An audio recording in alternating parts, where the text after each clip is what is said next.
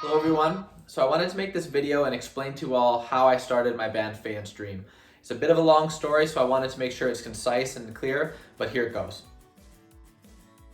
So it all started back in 2007 when this was my first moment where I realized that I was interested in music production. So when I heard Blink-182's album, Take Off Your Pants and Jacket, I loved how Tom DeLonge's vocals sounded. I thought that the way it sounded and how tight and how punchy and how doubled it was so cool. So that was my first moment where I was like, I really want one day to sound like that and know how to make my vocals sound like that.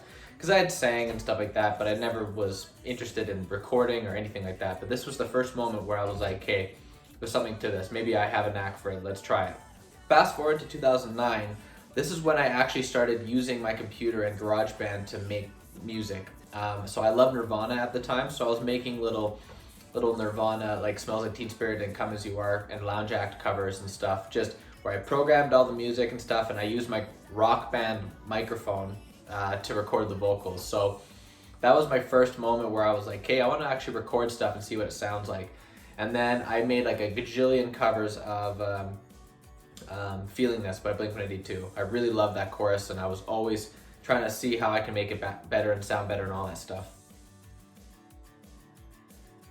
So then in 2013, this was like my first moment where I was like, hey, I'm gonna make a cover and I'm gonna put it out to the world. So I put it out on Facebook, and that cover was Plus 44's Baby Come On, acoustic.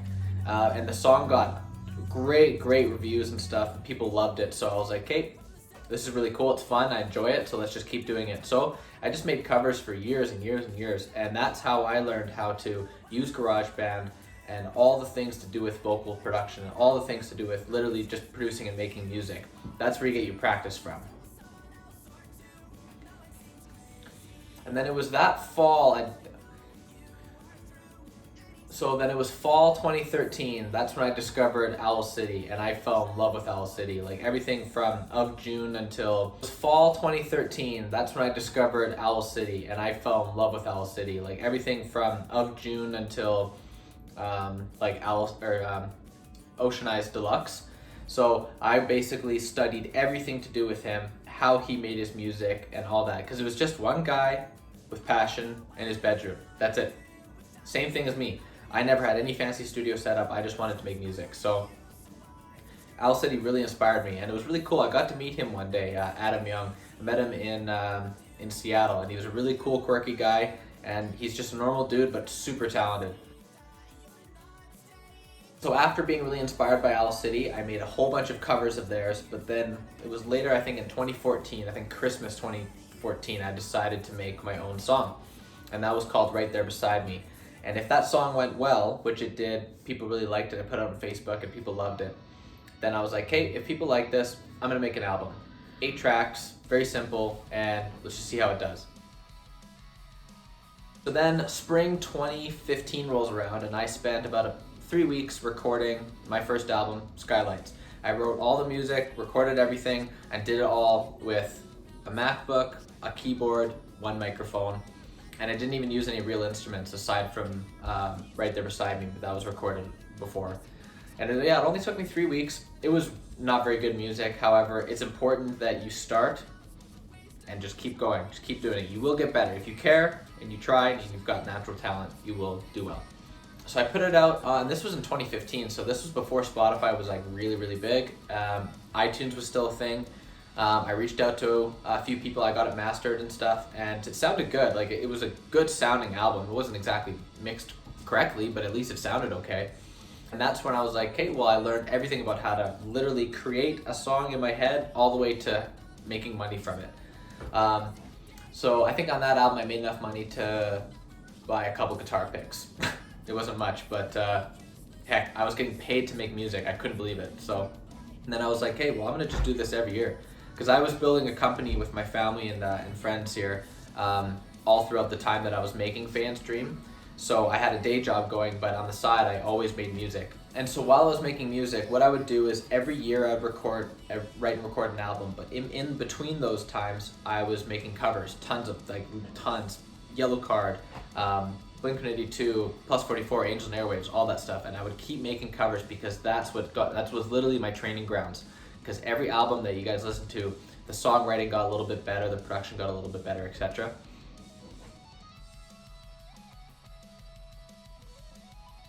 Summer 2016, when I came out with, or decided to write and record my album Distraction, which I have as my first album. So that was like the best of what I could do in terms of the Owl City synth pop kind of sound. And yeah, I thought it was really fun, you know. It was the synth poppy kind of vibe, very simple, like whimsical lyrics and stuff like that. But there was one song called Safety that I did that had a whole bunch of shreddy guitar in it, and I was like, ooh, this is kind of fun. So that's what led me to next year in 2017 writing and recording Find You. So when Find You came around, I was really into Yellowcard. Like, I discovered Yellowcard and I really wanted to learn how to sing like that, because all this Owl City stuff is very quiet, like not falsetto, but it's very quiet, like airy vocals. Technically it's not exactly how you're supposed to sing. You're supposed to project and have proper posture and all that stuff. So when I discovered Yellowcard, I practiced how to sing and really like project and really strengthen my voice. So on the album Find You, I wanted to have distorted guitars, go completely in a different direction and change my sound and evolve it into more of this like alt rock, pop punk kind of sound.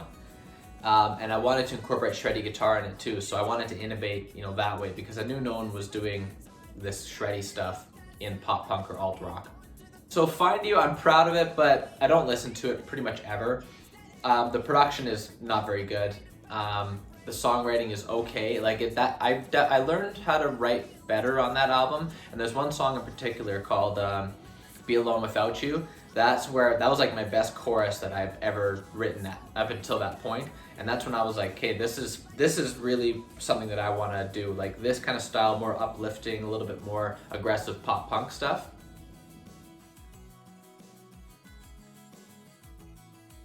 And now fast forward to kind of the modern time of what you all know me as, which is my album Unspoken Agreements. So I started recording that in the fall of 2018. It took about a month to record it this time. This was a lot longer than my other stuff. Usually it takes like 2 to 3 weeks to make an album for me.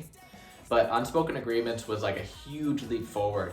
I don't know, I just wrote better stuff. I don't know what to say. I just learned better things. I learned how to, you know, produce better, write better songs, all that kind of stuff. So all the stuff that I've built today is based on Unspoken Agreements. That is hands down the most important album that I have.